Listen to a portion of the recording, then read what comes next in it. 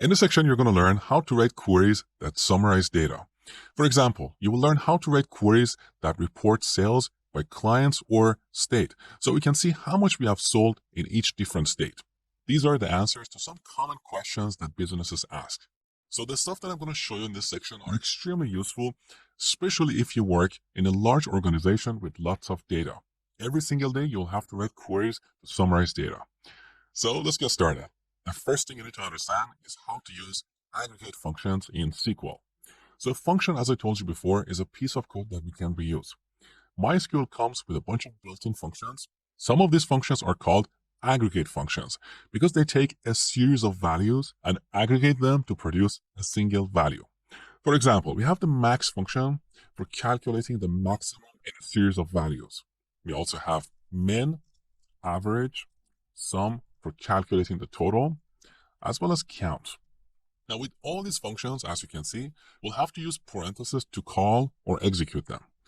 Now, let me show you a few examples of these functions. So, in this demo, I'm going to use our SQL invoicing database. Let's select the maximum of invoice total column from the invoices table. There you go. So our highest invoice total is $189. Now look at the name of this column. It's set to the same expression we used here. So let's rename it to something more meaningful like highest. Now in the same query, we can also calculate the minimum. So min of invoice total as lowest. We can also add the average of invoice total as average. Let's execute the query. So here's our lowest invoice total, and the average of all our invoices is about $150.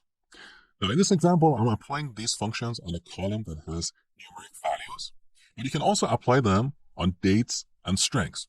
For example, we can change invoice total to payment date. Now, the value that we have here is the latest date when we received the payment. Okay, so let me revert this back to invoice total. We can also calculate the total of values in this column using the sum function. So sum of invoice total as total. And finally count to count the records. So invoice total one more time as number of invoices. Let's execute the query. So in this table, we have 17 invoices and our total sales is just over $2,500. Now, one thing you need to know about these aggregate functions is that they only operate on non-null values. So if you have a null value in this column, it's not going to be included in these functions. Let me show you where that matters.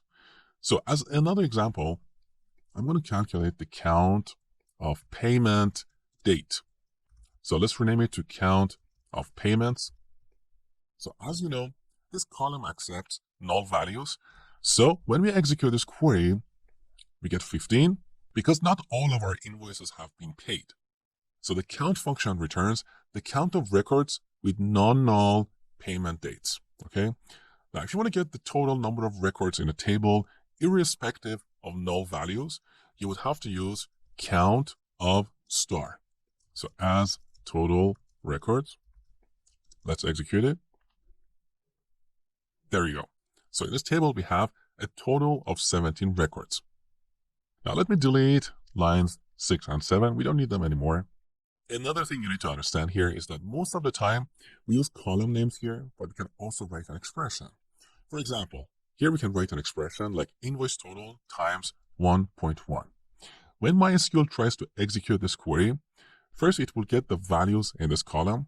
It will multiply each value by 1.1, and then it will apply the sum function on those values. Okay.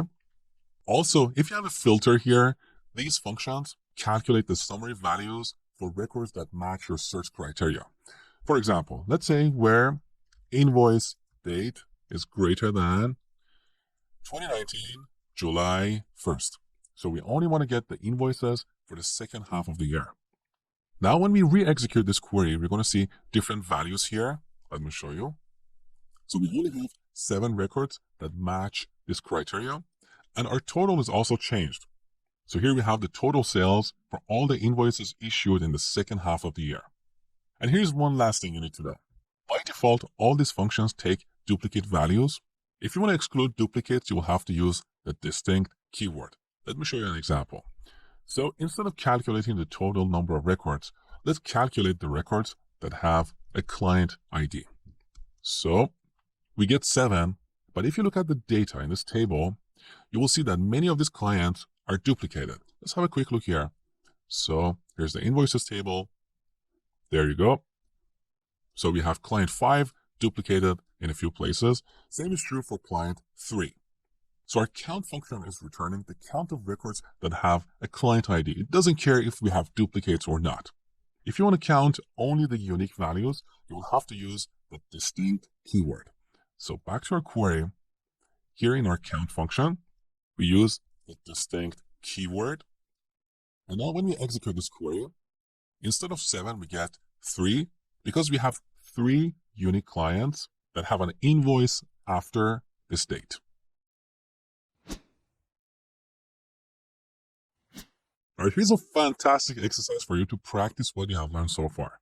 Write a query against the invoices table to generate this report. So here we have 4 columns: date range, total sales, total payments, and what we expect, which is the difference between these 2 columns. Now in this table, we have 3 records. First, we see all the amounts for the first half of 2019. Then we see all the amounts for the second half of 2019, followed by the total. So go ahead and spend 2 to 3 minutes on this exercise. When you're done, come back, continue watching.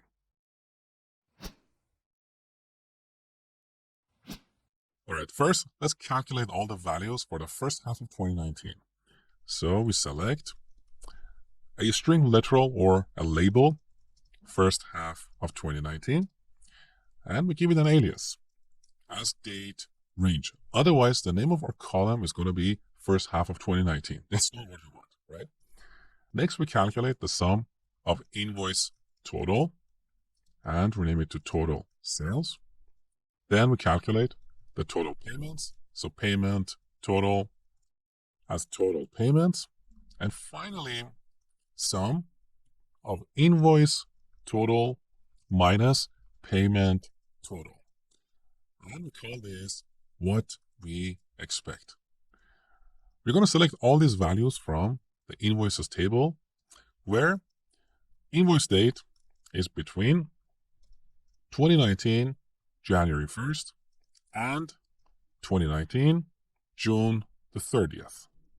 So I'm going to put this on a new line so you can see clearly. There you go. This is our date range. This is our date range for the first half of the year, right? Let's execute this query. All right, this is what we get. Beautiful. Now we need to calculate the same values for the second half of the year. So to speed things up, I'm going to copy this entire query. Then after our select statement, I'm going to write a union and then paste our select statement. Now we change this label to second half of 2019, as well as our search criteria.